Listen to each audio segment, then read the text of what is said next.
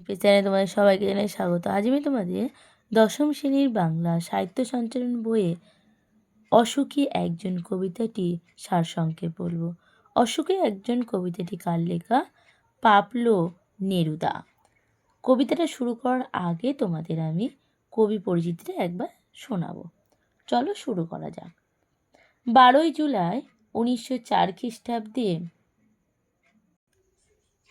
প্রখ্যাত কবি, কূটনীতিবিদ, রাজনীতিবিদ পাবলো নেরুদা চিলির সীমান্ত শহর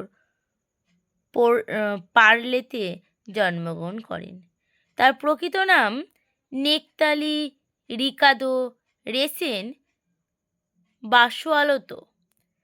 পাবলো নেরুদা নামটির উৎস চেক লেখক যা নেরুদা এবং পাবলো নামটির সম্ভব উৎস পাবলো পিকাসো। মানুষের প্রতি ভালোবাসা নিয়ে তিনি যেমন কবিতা লিখেছেন, তেমনি লিখেছেন ঐতিহাসিক মহাকাব্য। প্রকাশ্য রাজনীতির ইতস্তহার। 1927 সালে চিলি সরকার তাকে রাষ্ট্রদূত করেন, রেঙ্গুনে পাঠান। এই পদ থেকে তিনি চীন, জাপান, কলমসহ ভারতে আসে। 1971 খ্রিস্টাব্দে তার সাহিত্য নোবেল পুরস্কারে তিনি ভূষিত হন। চিলিতে অগাস্তো পিনোচেটের নেতৃত্বাধীন সাময়িক অভ্যুত্থানের সময় ক্যান্সারে আক্রমণ হয়ে হাসপাতালে ভর্তি হন নেরুদা। 3 দিন পরে হৃদরোগে আক্রান্ত হয়ে তিনি পরলোক গমন করেন। তার রচিত গ্রন্থগুলির মধ্যে রয়েছে 20টা প্রেমের কবিতা, একটি হতাশা গান, এক পৃথিবীর আবাসভূমি, প্রাণের স্পেন, বিশ্বসঙ্গীত, চিলি পাথর, হোয়াকিং মুরিয়েতাম, গরিমা ও মৃত্যু, ক্যাপ্টেনের কবিতা, শীতের বাগিচা ইত্যাদি। পাবলো নেরুদা তিনি তার মৃত্যু হয় 1973 খ্রিস্টাব্দে। এবার কবিতাটা শুরু করব। অসুখী একজন মানে অসুখী তাকে কবি বুঝিয়েছে। কবিতায় কথক তার প্রিয়তমাকে ছেড়ে চলে গেছেন। প্রিয়তমা তার ফিরে আসার অপেক্ষায় দরজায় দাঁড়িয়ে থাকেন। কথক চলে যান দূরে, বহু দূরে।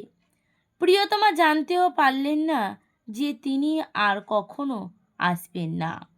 কুকুরের চলে যাওয়া কিংবা গির্জার নানের হেঁটে যাওয়ার মধ্যে দিয়ে নদীর স্রোতের মতন সময়ে বয়ে চলা প্রকাশিত হয়। সপ্তাহ বছর কেটে যায়, তাও তিনি ফেরে না। বৃষ্টিতে ধুয়ে যায় কথকের পায়ের দাগ। নতুন ঘাস জন্মায় রাস্তায় পাথরের মতন। বছরের পর বছরগুলো জমতে জমতে ভারী হয়ে নেমে আসে সবরের প্রতীক্ষায়। দিন গোনা বিষাদগ্রস্ত মেয়েটির মাথার ওপর। তারপর রক্তের আগ্নেয়গিরির মতন আসে ভয়ানক যুদ্ধ। শিশুরাও মারা যায়, বাড়িগুলো ধ্বংস হয়। মৃত্যু হয় না কেবল প্রিয়তমা, কারণ ভালোবাসা মৃত্যুহীন। শাশ্বত ভালোবাসা মানুষকে মৃত্যুঞ্জয়ী হবার মন্ত্র দেয়। যুদ্ধ করাল আগুনের গ্রাস থেকে বাদ যায়নি দেবালয়। হাজার হাজার বছর ধরে ধ্যানমগ্ন দেবতারা মন্দির থেকে উল্টে পড়েন। টুকরো টুকরো হয়ে যায় তাদের শরীর, সেই সঙ্গে স্বপ্ন। যুদ্ধের আগুনে পুড়ে ছাই হয়ে যায় কথকের ফেলে আসা স্মৃতিমেরু বাড়িটি, যেখানে তিনি ঝুলন্ত বিছানায় ঘুমাতেন। সেই বারান্দা, গোলাপি গাছ, চিমনি, পুরনো জল তরঙ্গ, সব কিছুই ছাইভস্মে পরিণত হয়। একদিন যেখানে ছিল ঝলমলে শহর, এখন সেখানে শুধু কাঠকয়লা আর দোমড়ানো লোহা। পাথরে ভাঙা মূর্তি, বিভৎস মাতা, ভয়ানক বিনাশের ছবি স্পষ্টতা পায় কালো রক্তের দাগে। কিন্তু এই ধ্বংসর মাঝেও টিম টিম করে জ্বলতে থাকা ভালোবাসার দীপশিখা, প্রিয়তমা দাঁড়িয়ে থাকে তার প্রতীক্ষায়।